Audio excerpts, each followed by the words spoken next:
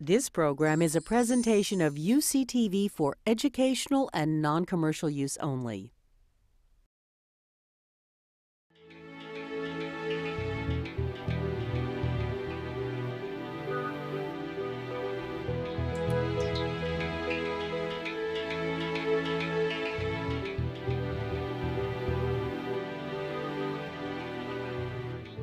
It's my pleasure to introduce our speaker today, Dr. Daryl Smith from the Claremont Graduate University. And sometimes you introduce a speaker and their accomplishments are so extensive that if you go through all of their credentials and publications and so forth, I'm afraid we'd never get to Daryl's presentation. So I'm going to skip all the formalities if I can, and there are most of them, and talk a little bit more personally about my experience working with Daryl. As Jorge said, I've had the good fortune of working with Daryl and knowing her for over 15 years now. I met Daryl when I was a young, believe it or not, young graduate student in the doctoral program at the Claremont Graduate University in the early 1990s, almost said the early 1900s, but the early 1990s. And I had Daryl as a professor in a couple of courses. She also supervised one of my qualifying exams, and I was fortunate enough to have her as a member of my dissertation committee as well.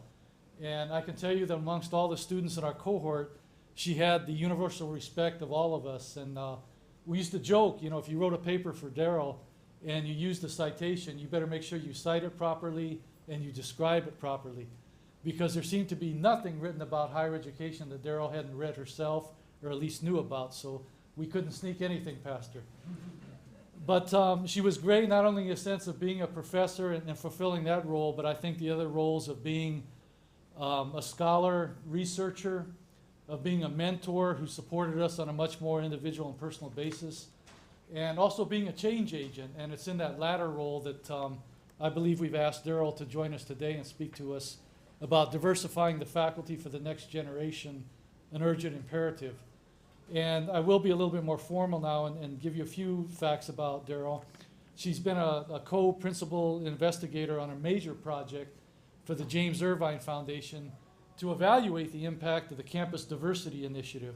And this is a 6-year, $29 million effort that's funded, that included 28 private colleges and universities in California, which is designed to increase access and success of historically underrepresented and low-income students, and to build the institutional capacity to develop and evaluate diversity efforts. And I think these words resonate with a lot of us that have been at UC San Diego for a number of years, that have been involved in the university's challenge to try to increase and maintain its diversity.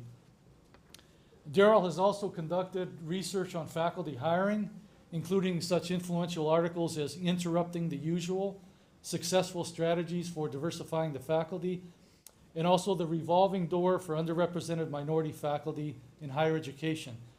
And Daryl's worked with a number of foundations, including the Ford, Hewlett, Pew, Spencer, and Irvine Foundations, the National Science Foundation, the United States Department of Education, and on many Western Association of Schools and Colleges accreditation teams. So please join me in welcoming Dr. Daryl Smith. Thank you, Patrick. It's always a treat to be here and to see you, and it's always a treat to be back at UCSD. I'm going to just jump in, and I hope you're going to begin to see by my remarks that I feel rather urgently about this, and I hope by the end of my remarks you're going to feel as urgent as I do about UCSD, where you are and where you need to be. The Diversifying the Faculty for the Next Generation, an urgent imperative, is indeed an urgent imperative, because the next generation of faculty is now being hired, and I actually will modify that for you, has already been hired, a good chunk of it. And I have your data, and I hope to show you why this is so important, that the business as usual needs to be interrupted when it comes to faculty hiring. And what I'm going to do, because the basis, I spent 20-some years as administrator and have been spending 20-some years as a faculty member. The basis of what I'm going to talk about today is research. And in the beginning part of my talk, I'm going to rush through research. This is not a research talk. You won't hear about methodology. If you want to know more about it, easily available to talk about. But I do want to give you some sense of what the basis of what I will say is for campuses in practical terms. The other thing I want to start out by laying as a context is what happens with faculty hiring in particular, and I've been around higher education long enough, I'm an academic, is everybody points the finger everywhere else. So you will typically hear chancellors, presidents, and such saying, or provosts even, what can I do? I don't hire faculty. Because faculty hiring, unlike many things related to diversity, are highly decentralized phenomena. And how many of you have been on search committees and you love the opportunity to be on a search committee, right? And if you get drawn into chairing a search committee, you love that even more. And the reality then becomes, and I've had both those experiences and I hate it. And the reality then is, in this highly decentralized, busy world in which we live, taking this on means as quick and as fast as I can do it, the better. So interrupting the usual is not very attractive. So what happens is, senior leadership will go, but that's a faculty thing, what can I do? And the reality is that what faculty do is very much influenced by the institutional context. So the framing function here is that the role of faculty diversity begins both at the department level and at the university level. And it's the alignment of all of those things that will fundamentally set the stage for what happens to be followed. And that's a very important thing to think about, because the reality is in our universities, faculty are key and hiring will be key. So there have been a whole bunch of studies I've done, and I'm just laying them out here, and I'm going to give you sort of the snippets of them. The first study was one in which it really began as a national study because I spent a lot of time on college campuses. And on those campuses, I heard a lot of earnest, well-meaning people talking about why they hadn't made much progress on faculty diversity.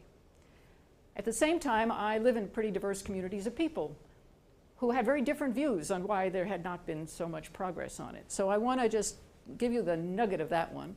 Then I began a study in which I said, so under what conditions are faculty of color, particularly underrepresented faculty of color, hired? It's an empirical question, assuming we could get the data. And I got some data. And then this Irvine project that Patrick mentioned has been really about building capacity and monitoring progress. How do you know you're making progress when diversity is about so many things? And out of that study came a lot of information about that we hadn't understood and has now been validated across the country in many other institutions about hiring, the hiring rate, and turnover. The bottom line, we have got to interrupt the usual and the assumed if we're going to make progress. So what are the reasons we typically give for why we're not making progress on faculty diversity? Oh, come on. Pipeline. There aren't any. They wouldn't want to come here. We couldn't afford them. There are so few that there are bidding wars going after them, going into industry where they're much better paid. There's just no hope for white males anymore, particularly heterosexual white males. And in the sciences especially, there are so few that there's no chance they would want to come here. Those are statements that really most campuses function as if they're fact. Study I did demonstrated that they're largely fiction. And it's very important to begin to think about and hear as you're sitting in meetings and groups when things that sound like mythology begin to come up. So you see them here. There are so few, sciences especially. Well, it turns out in this study that I did, the scientists had a harder time being hired. Because in fact, what happens in the sciences is that there is less sense in which, why is this relevant to us? We just hire the best. And if it happens to be somebody who adds diversity, wonderful. And what we found in our study is the scientists of color in particular were having a terrible time finding academic positions and often went into industry because they couldn't find jobs. And my favorite example of that, and I won't give you any more information because you could trace him and find out, was a Chicano geophysicist who had gotten his degree at an elite place, trust me. So I want to stop and let you think. Chicano geophysicist. Not your typical image. This man was committed to an academic career, applied for over 100 positions, and got no job offers. Finally went into industry because at some point you got to get a life. That's the story that goes with a larger set of data about these myths, which continue to play out on campuses, leaving academe for more lucrative positions. What we heard in this study was much more about we didn't feel well treated, we didn't feel taken seriously. We went into industry where people seemed to understand what our value was. And here's the sort of culminating quote from this study from a Latina. I'd say I find it a little surprising that I do not regularly get phone calls. We are so few. It's amazing that most universities will say, we can't find anybody. But I think I should be getting phone calls, but I'm not getting phone calls. The nub of this study was that we interviewed over 300 national fellowship winners who turned out to have been 93% of them got their degrees at the elite research universities and Ivy League institutions. So this was a very elite group, very diverse group. 11% of them in the end had what we called a bidding experience. And by that, it meant they had usually 2 job offers, often from places that they didn't particularly care to go to.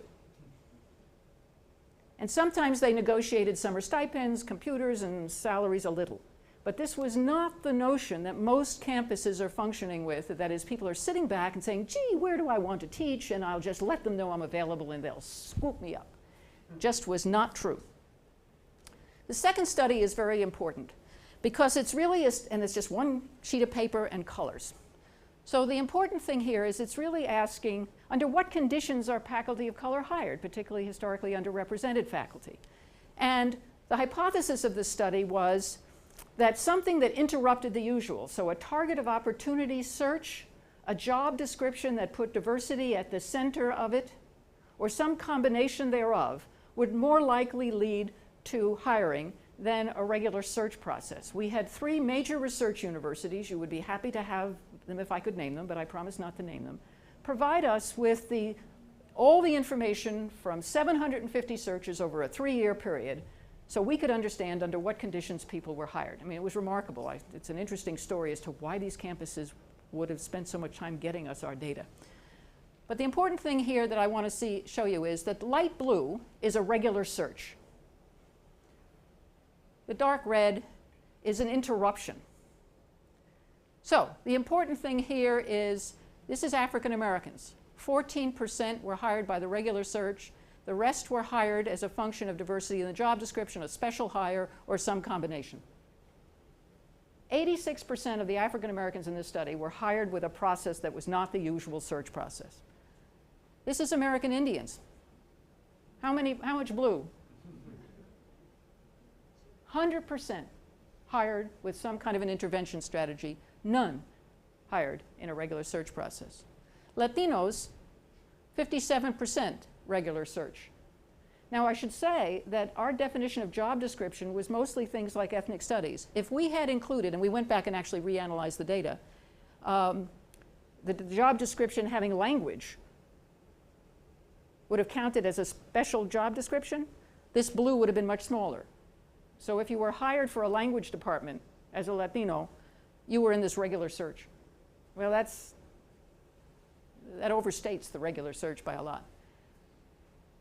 Asian Americans and whites more likely to be in terms of regular searches.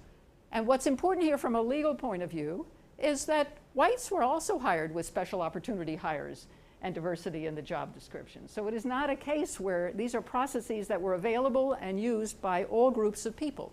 But the reality is, if you wanted to interrupt the usual, if you wanted to change the pattern, doing the usual wasn't going to do it. Some kind of intervention strategy was going to be required in order to make a difference here. Now, when we did this study, this was in the last few years, it's become really important to disaggregate international faculty, which was not done in this study. And you'll see that for your data in a little bit. The pattern would have been quite different for Asians here had we done that. But we didn't do that at the time. So the bottom line here is interrupting the usual. Intervention strategies, job descriptions that engage the question of diversity in some kind of serious way. I read all the job descriptions for 750 searches, and in my field of social psychology, those job descriptions could have been written in the 1950s. They had not functionally changed, even though the world has changed quite a lot. So the question of job descriptions, and in the sciences this becomes an interesting challenge, because in history and literature we can imagine what putting diversity in the core of the expertise would be.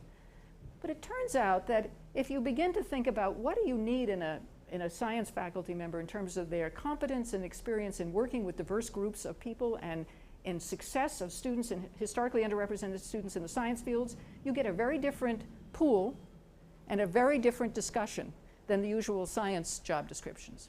So this is about expertise and competence. And that is very important because there is nothing illegal about specifying the expertise and the competence you want in a job description. The other thing that's come out of a whole series of studies is this question of why.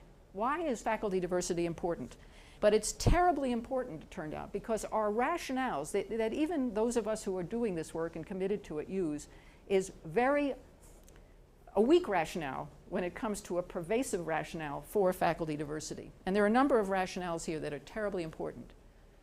The first one is the mission. If we can't understand why having a diverse faculty is critical to the mission of a place like UCSD, then diversity in hiring is going to be something you get if it's nice, if you can, lovely, but not something as a strategic imperative. And so part of the challenge for any campus is to understand its mission, what its purpose is, and ask why is diversity important to it. So for example, I'm part of a national project now that's being based at Harvard Medical School on the issue of the diversity in the health professions and by extension the STEM fields.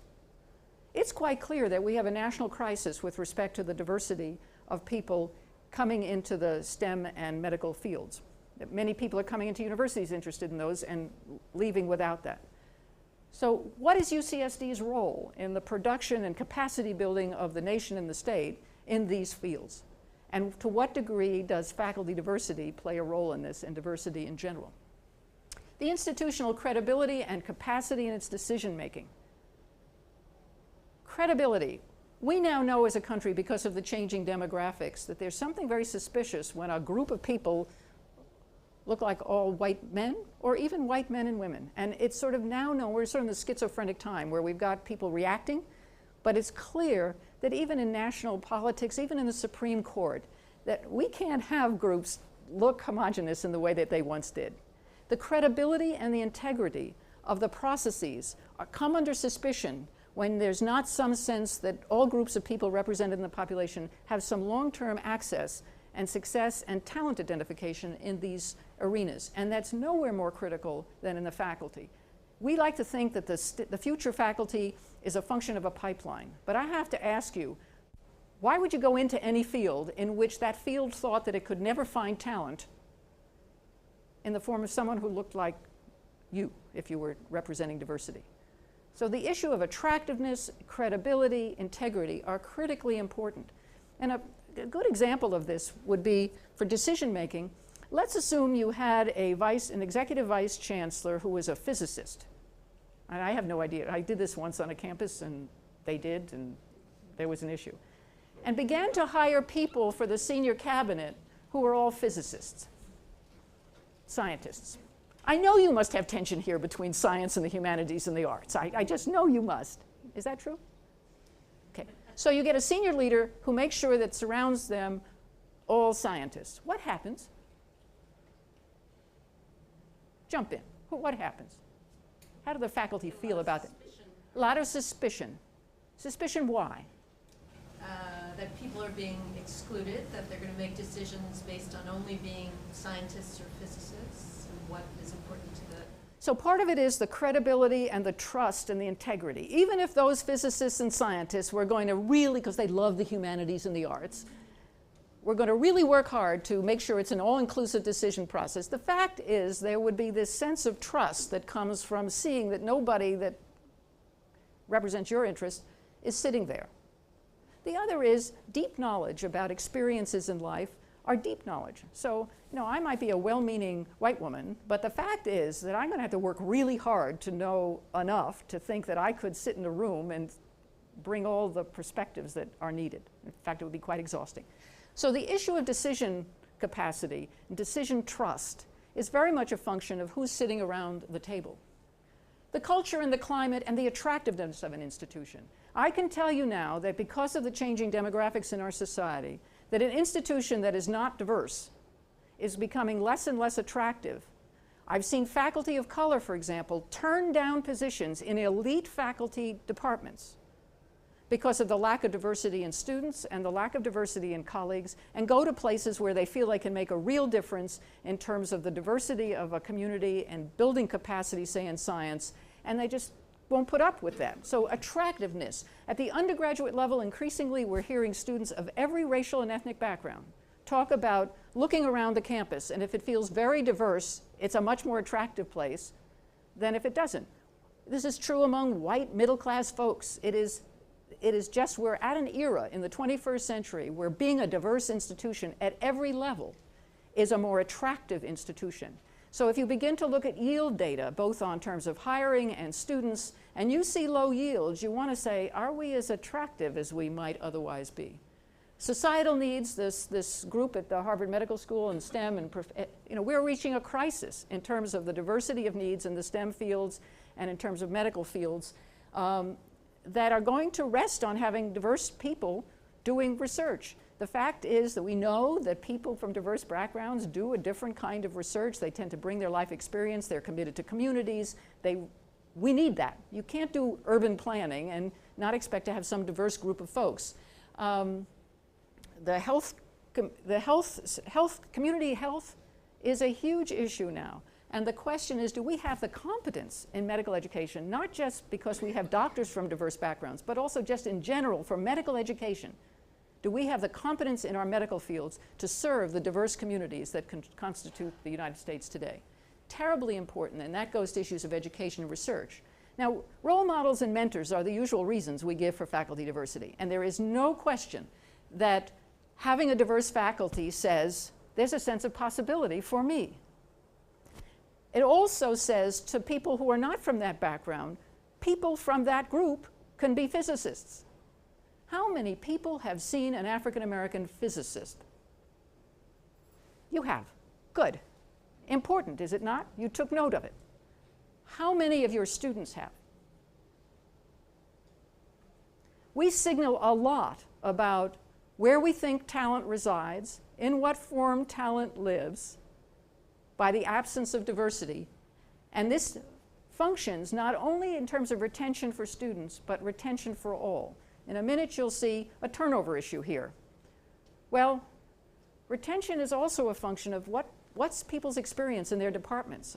I'll say it again later, but I can tell you, as having looked at your data across all departments, there are a lot of zeros and ones for both women and for underrepresented faculty. In so many departments, people are the only one.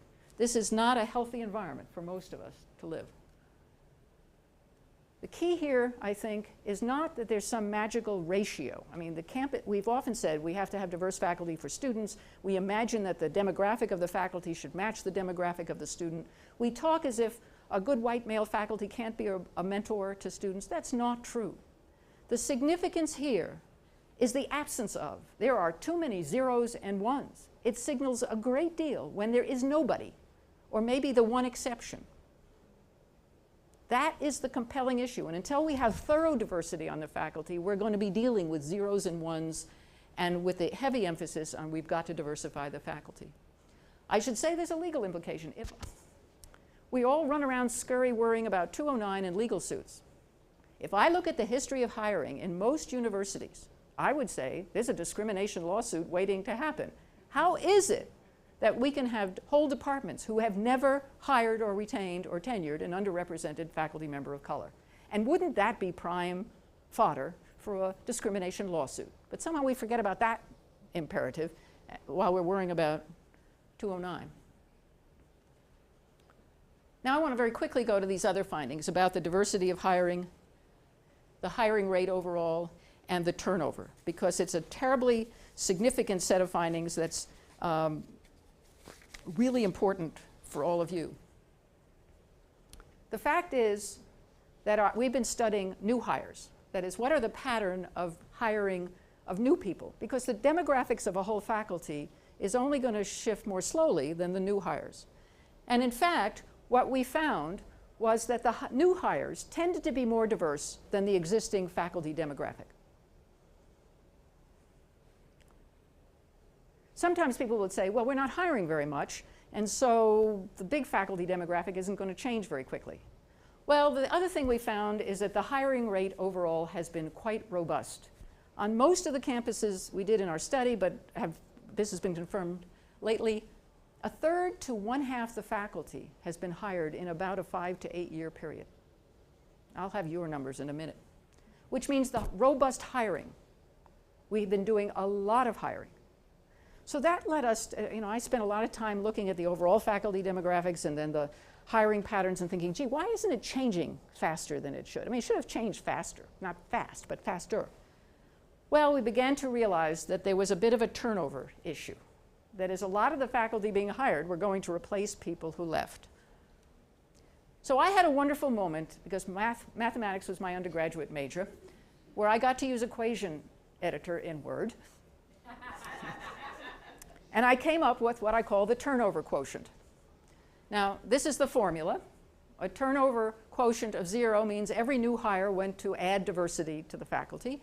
A turnover quotient of 100% meant that all the underrepresented new hires, or whatever group you're talking about, went to replace people who left. In other words, if faculty hiring is so hard, why would we want to have the retention issues we do? And what we have discovered is most campuses don't know they have that issue. If they do, that's really good, and I think you probably do. So let me translate this lovely equation, because you don't have to write it down. I never use it when I calculated your turnover. So you have 3 Latino faculty. I'll keep the numbers simple. And you hire 3. How many should you have? 6. But you only have 4. How many did you lose? 2. So 2 out of the 3 you hired went to replace people who left. And so that is, what's 2/3 as a percent? You're good. You're good. So turnover quotient of about 66%. 2/3, right? So that's what that means. So the research on faculty diversity in a quick leap, it's been very slow to change. This is something terribly important now. Not only is the next generation being hired, but your international faculty are growing the fastest. And this is something that's new in my analysis of all data now, is to work really hard to get the international numbers, because in fact this is very, very important. The hiring of international faculty, despite the fact that that's not easy, we have to go through visas and we have to pay money and we have to do all kinds of things. In fact, we're hiring international faculty faster than we're hiring domestic faculty. There's been return and retention. We now know that graduate student diversity is a critical issue here. When we looked at campuses, the graduate student diversity wasn't much better than the faculty diversity, which means higher education creates its own labor market. Isn't that interesting? We create our own labor market, and our labor market isn't much more diverse than our faculty. And that's partly, I think, because graduate student diversity, like faculty hiring, is a highly diverse, a highly decentralized phenomena. And we're not much better at identifying talent in graduate students than we are in faculty candidates. There are lots of myths and reasons. We have more reasons and myths about why we haven't made progress than can fill up several pages. We have the story of one good year.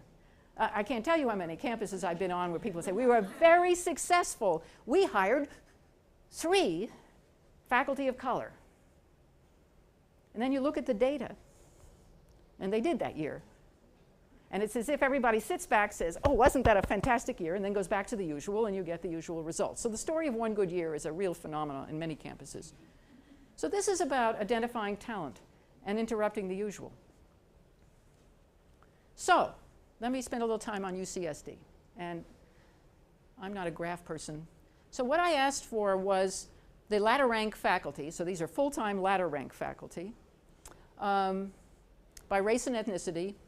And your data, and one of these days we're going to move to race by gender, has women and minorities. And what that means is poor women of color sort of get lost in one of those phenomena. But the bottom line here is between 2000 and 2008, the underrepresented minority faculty have gone from 6 to 7%. Asian faculty from 11 to 16%. 0% American Indian. Now, this was the initial data I got from UCSD. There's no international faculty here, but so this was my first analysis. So in 8 years, historically underrepresented groups up by 1%. Not robust. Now, some critical pieces of information between 2000 and 2008. Between 2000 and 2008, your faculty size grew by 21%. This faculty is 1/5 larger now than it was in 2000. So this is robust hiring. Underrepresented minorities from 6 to 7%. You've got no disaggregation for international faculty. Now here's the other data point I want you to know. New hires represent 48% of the 2008 faculty. You have hired in 8 years 580 faculty. If I take it as a percentage of your current faculty size, that's 48%. If I take it as the percentage of where you were in 2000, it's well over half. You have, if we think about that as sort of the next generation, just in this 8-year period, you've hired half your faculty. That assumes another 8 years to finish it off before you're set with the next generation of faculty. That's not even assuming that before 2000, you also were hiring, which you were. This is very alarming to me, and it ought to be to you, that you are going through the fastest pace of generation replacement and not making much more progress on diversification than was true 20 years ago. In a world that is far more diverse, in a state, in a UC that's going to ask you, what are you doing in terms of hiring of faculty? I also calculated your turnover quotient. That is, I had the new hires during this period, I had where you started in 2000, and I had where you ended up in 2008. The turnover quotient for women, 51%. That means about half of the women you hired went to replace people who left. For men, it was 69%. Now, I don't put the turnover for whites, because to me, that's the generation that's retiring. So you'd expect in fact, you would expect that the turnover quotient for whites would be above, that is, you're not hiring enough to replace them. What this means is you're still replacing all the white men that were there. 3 out of the 4 new white hires are going to replace people who left. Not 100%, not 200%. So actually, you are hiring whites. Now, if we disaggregated and intersected whites and gender, we might see something about white women versus white men. Black turnover, 71%. So almost 3/4 of the people you hire. If this is such a rare group, so valued, so special, when you get them, why would you want people to leave? Hispanic, 20%. So that's a fairly low number. That suggests that most people are staying. But we're going to have to put a little caveat for that in a minute. American Indian. Now, N is very small with American Indians. You had one, you hired one, you had one at the end.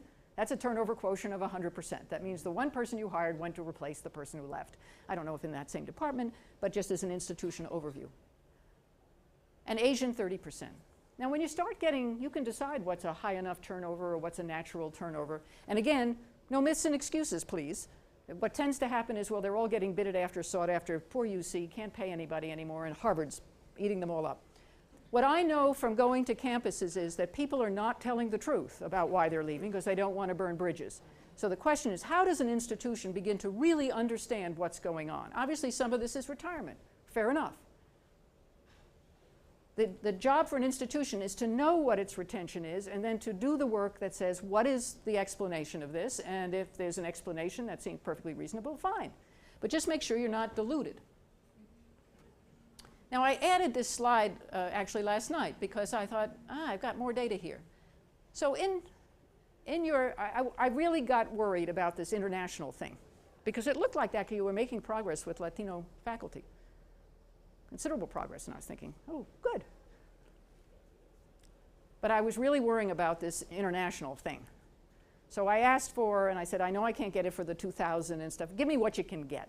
So what I got was the disaggregation, including citizenship, for the new hires for the 2008-9 year, so last year. There were 84 hires. 37% of them were international faculty. 37% of your new hires. When I did the reanalysis for the new hires, underrepresented minority new hires, that is not international, were just 5%. So you're not going forward if that's what your hiring pattern is. And indeed, something that I think ought to be shocking is there were 6 Latinos, 5 of them were international. So whatever sense of, oh, aren't we making great progress on Latino Chicano faculty, the fact is.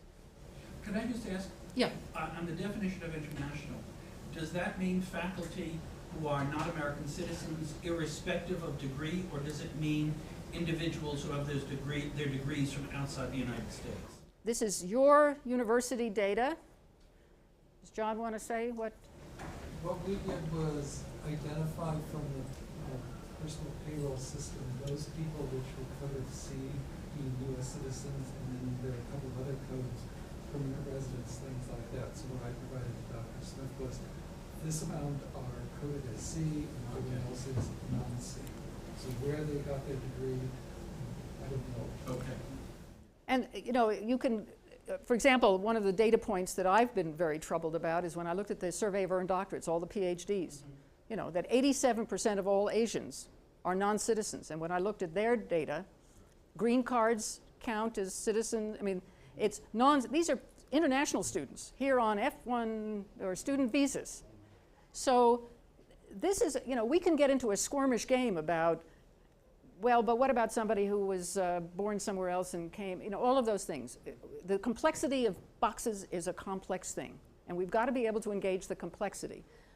But it's quite clear here that, and again, you could know the individual identity of all of these 6 and decide whether they count. But the point is, international faculty certainly add diversity. I mean, we're in a global world. Am I better off by knowing somebody from South Africa? Absolutely. But when we look at our own domestic, and just looking at the Asian production in PhDs, we're in deep trouble. And in terms of our students and their own sense of, is there a future for me? Why would you go into the academy as a faculty member? Why would you go and be a scientist if the demography of science looks primarily white, male, and foreign? So there are a lot of reasons here, but the fact is that if there's tension on the campus, one of the things that gets me is you'll have cross tensions. A leader will stand up and say, look at the progress we've made on Chicano Latino faculty and the Chicano Latino community. Instead of saying, yes, aren't we good? We'll get there and go, not anybody I saw lately. And I went through your data and I looked at all the Chicano Latino Hispanic look in engineering and in science, and I thought, wow, you've been identifying talent in some very unusual fields. Well, turns out they're mostly international. So overall, what this means, I could do the 2008, I couldn't do the 2000. What it means is the underrepresented, historically underrepresented minority faculty is 5% of your faculty, not 7% that I said. And your international faculty overall is 23%. So I just made a 2008. 5%, 23%, 62%, and not much progress over here. And I bet if you went back 20 years, 15 years, I don't think it would look much different than this. So it's clear that if one is going to make progress, it can't look like this. There are tons of strategies that you can use for searches. This cannot be just a department issue. It can't be just wipe out the old job description. There's got to be program planning and discussion at the program and department level and at the school level. What is it we need for a 21st century faculty? We understood this when we thought about faculty connections to industry and technology. We changed who we hired. So it cannot just be a department issue, even though hiring resides in departments. I'm not questioning that. I'm a faculty member. But it's got to be embedded in something bigger, and there's got to be leadership discussion at all levels to say, this is what we need, and folks, we need you to do it. The job description, the search committee, the special hire is clear. What's happened in every university I know, if someone holds back, particularly with a 21% increase, one could have held back a bunch of searches so that people weren't fighting over the same little crumb. One could have held back some of those searches, and maybe you still can, and say, if you find talent that adds to our diversity of expertise and what we're looking for in terms of adding to this, we're going to give you an extra line. And guess what happens when that happens? People find all kinds of wonderful people. It's got to be intentional. It's not going to happen because we do bureaucratic exercises on pieces of paper. It's not. It's got to be because it really matters. That the UC regents are looking at your faculty diversity numbers and saying to the president, this stinks. And hopefully the president goes to the chancellor and says, what's this about? This is not going to be an attractive place if you continue to have this demographic that you have. It's going to require leadership at all levels. This isn't just a chancellor and a dean thing. It's academic senate, it's department chairs, it's faculty leaders. This has got to be an academic core that says for the intellectual viability and vitality of our future, we need more diversity sitting around our table. The hiring issues are, what we've seen in the research is champions. People need to find talent and then champion them, because I can tell you that there are more reasons why people don't rise to the top than you can imagine in these searches, and there's plenty of evidence about that. In fact, there's really a sense that historically underrepresented groups, to some degree white women as well, get over-scrutinized in a way that white male faculty don't. And what counts as excellence? If what counts as excellence was what was taught and done in the 1950s, then your fields haven't changed. My field's changed dramatically. So what counts as excellence in my field better include diversity, or we're just in anachronism. The data. You need to monitor the data. At the senior levels, you'll be saying, how did we do on hiring? These are simple little charts, simple little tables. Overall, new hires, the conditions under which people are hired, retention and turnover. It takes 3 numbers to calculate turnover. The location, which departments and divisions are making progress, what could they teach the rest of the university? And I think increasingly a race by gender, by citizenship. This notion of we have gender over here and ethnicity over here, it will not work. And the fact that you did not have and do not have now international faculty as part of that demographic is going to mislead you and cause great frustration. As people watch the international faculty grow, and there's nothing wrong with having a robust international faculty, but watch it grow and have it count and culled racial and ethnic diversity. That is not the same thing. Retention, you've got to be able to hear the truth versus myths and assumptions, and there the question is who on your campus can hear the truth and convey it back to the leadership so they will hear it. The critical mass, we are so far from critical mass and where people live in the zeros and ones that it's very troubling. We know the differential burdens that people who are the tokens in, the irony is the more committed you get to diversity, and you need diversity around your table in order to have a robust diversity discussion, the same few people who've been doing diversity in the staff or the faculty for the last 40 years now have 6 more committees to do. So and one of the things we're observing on some of the research universities is that when often underrepresented faculty and white women are getting stuck at associate professors. So I don't know if you're watching that here, but some campuses are. And the theory, I think, is that we've learned how to protect junior faculty until they get tenure. But I think here's this, 5%. 5%, it's a small number. Now we really are committed to diversity, we need you, and you no longer have to worry about tenures, so welcome to the committee world. So I think what we're doing is that burden is passing on, and in a research university, if you're not continuing to be productive, full professor is going to elude you, and there's enough data now emerging that this is a real problem, that the time we thought it was going to take 20 years ago for people to come in as assistant and make their way through full professor is not happening, and I think it's because of this. People need to be mentored, and they need to feel they matter intellectually, as a person, as an individual. And one of the things we're discovering is that people need to perceive that the institution is really committed to diversity, to feel like it's worth putting the effort in. This is not easy work. And if people don't perceive commitment, it can be very disheartening and pretty alienating. And that's turned out to be a very surprising finding in a lot of research. And perceptions of commitment don't get built with trust simply because someone says, aren't we committed to diversity, or we're an inclusive community. It's committed to because you see diversity at senior levels all over the campus. So the implications at every level, you have to think about this as a systematic set of indicators, which are intelligent metrics. This is not academic research. These are intelligent metrics that say, are we making progress? And you've got to monitor the progress every year. And then there has to be some kind of an accountability feedback loop. It has to be understood in the core of your mission, not the same as Cal State LA or any other place. It's got to be your mission. There has got to be leadership and communication. There has got to be intentionality. The minute you take your eye off this one, it goes away. And it's got to be inclusive and differentiated. And I focused here on race and ethnicity because it's the hardest, and hiring, it's the hardest nut. But clearly we've got to do women intersecting with race. You'll see very different stories here because, in fact, if you look at PhD production, women of color are one of the fastest growing groups in a lot of PhD fields.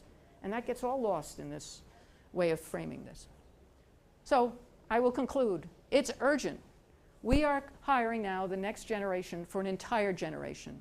And it is going to reside and make a difference for the intellectual, institutional capacity for excellence in a diverse society and the diverse state. Your credibility as an institution in the state, in the system, in the society, and what you contribute to the national issues with respect to a healthy democracy is going to rest on who you think talent is and where it resides. Thank you.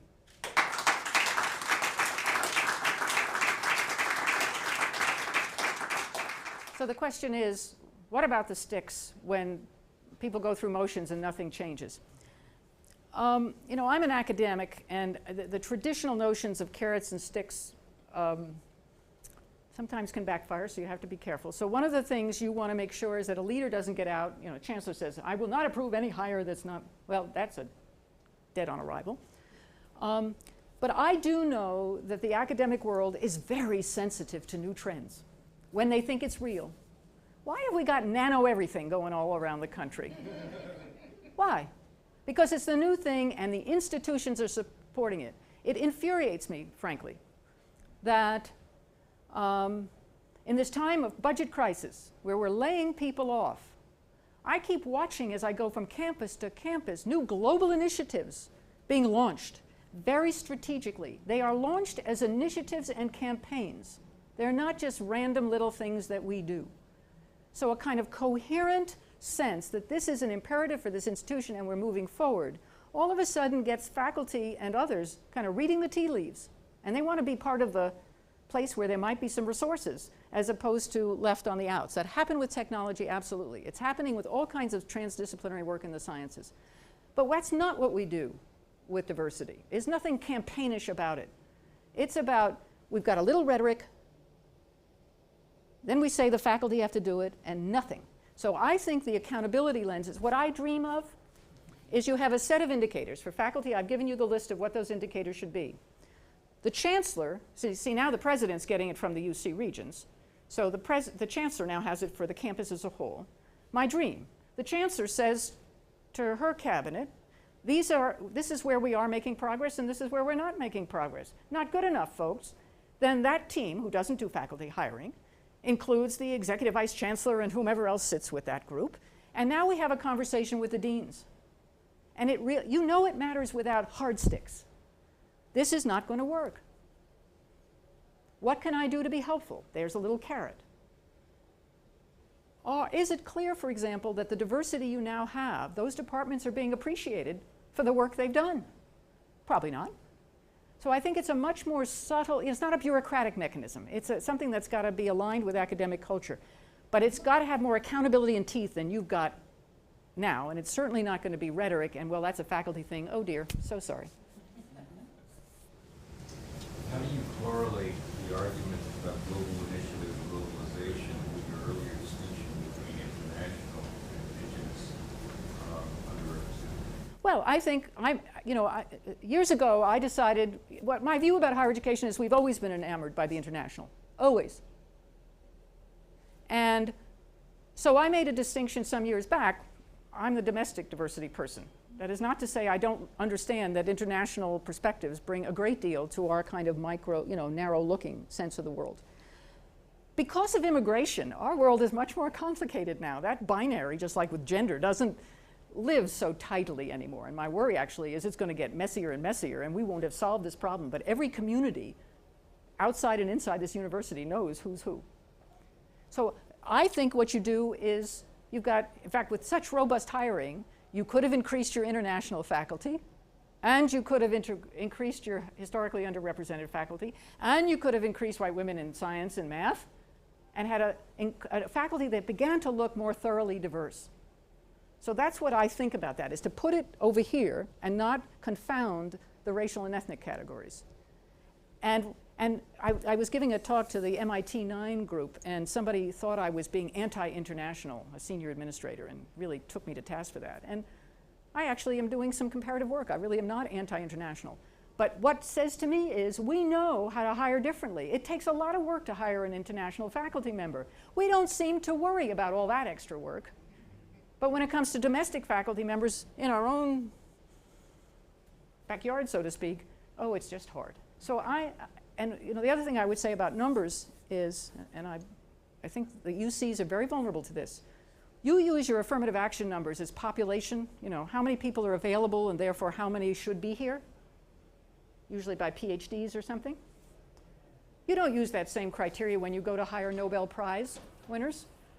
You've got a huge overrepresentation of Nobel Prize winners here. You want to have a huge overrepresentation of Nobel Prize winners here, and you, in fact, are proud of it, and you know how to do it. And they're not a dime a dozen.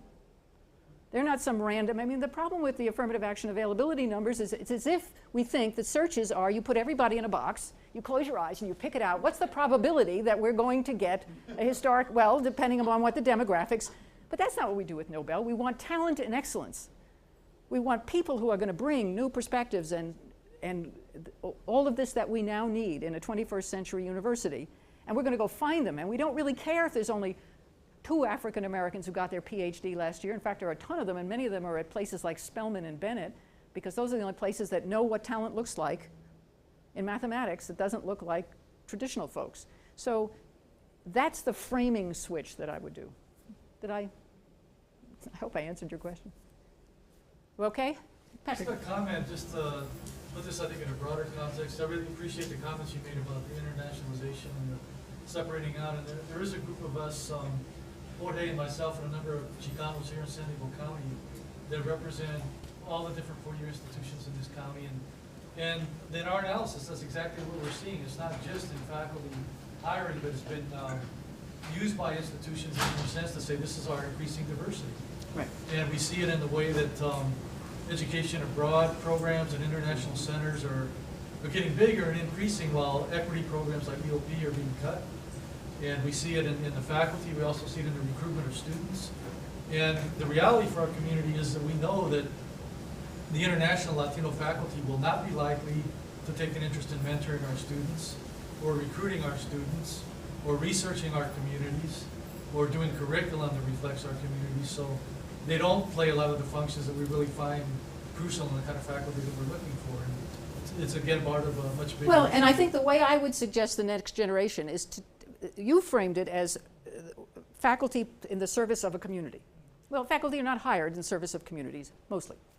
The question for me is, why is that faculty in service of the viability of the University of California, San Diego as it moves forward? And I would say that not only does it have those functions that you described, but the credibility and the viability of this institution will rest. I've seen more communities and donors and politicians now look at the absence of diversity in so many faculties and say, you're not the university we need for the 21st century.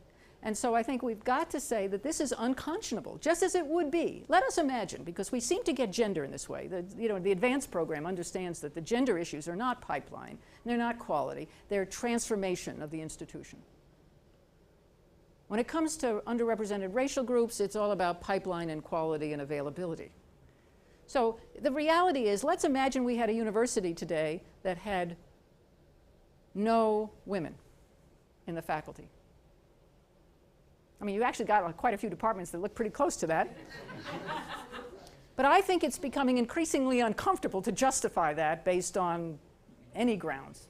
Because what it says is this is not an attractive field. Why would we want more diverse people going into our fields if we say this isn't an attractive thing? I think it goes very much to the knowledge production, the future labor production, the future leadership production in the sciences, absolutely. The future leadership production in science is all going to rest on whether elite universities who care about science, math, medicine, et cetera, start doing this seriously in the way that we seem to start doing international seriously. I mean, in a budget time, why would we be doing Dubai?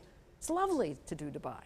But you see what effort it takes and why those international efforts require leadership at every level. It requires faculty, it requires department chairs and deans and the chancellor and the EVC. All of those folks are on board about that. There is nothing equivalent to that with faculty hiring, and there could be. Thank you all very, very much. I appreciate your patience.